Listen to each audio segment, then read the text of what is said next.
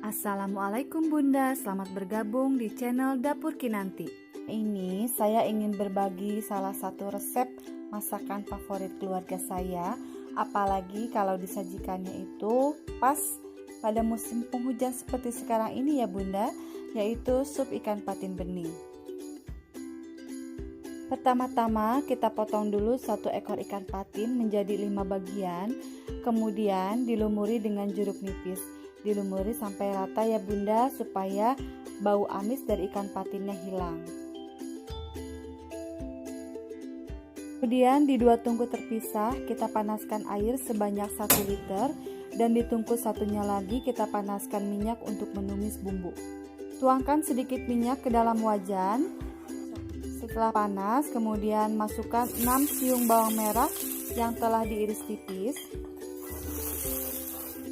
Kemudian 3 siung bawang putih yang dicincang halus, 2 lembar daun jeruk yang sudah dibuang batangnya, dan jahe sebesar 1 ruas ibu jari. Digeprek dulu ya Bunda sebelum dimasukkan. Kemudian aduk sampai bumbu tercium harum. Kemudian 1 batang serai digeprek juga. Setelah bumbu harum, tercium harum dan matang, masukkan ke dalam kuah untuk sup. Kemudian aduk-aduk sampai rata. Setelah mendidih, masukkan satu persatu ikan patin ke dalam wajan.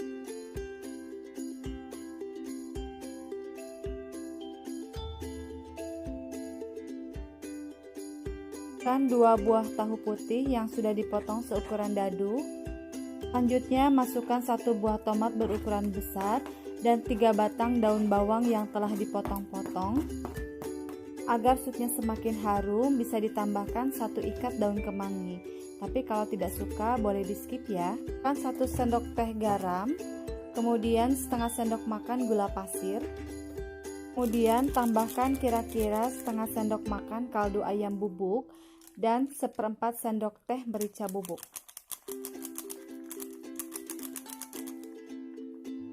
Aduk perlahan-lahan supnya supaya ikan patin dan tahu putihnya tidak hancur. Kemudian matikan kompor setelah sup mendidih. Terakhir, sajikan sup ikan patin ke dalam piring. Sup ikan patin ini tidak hanya lezat tapi juga kaya akan manfaat. Nah, bagaimana Bunda? Mudah kan membuatnya? Selamat mencoba. Sampai jumpa di video resep berikutnya.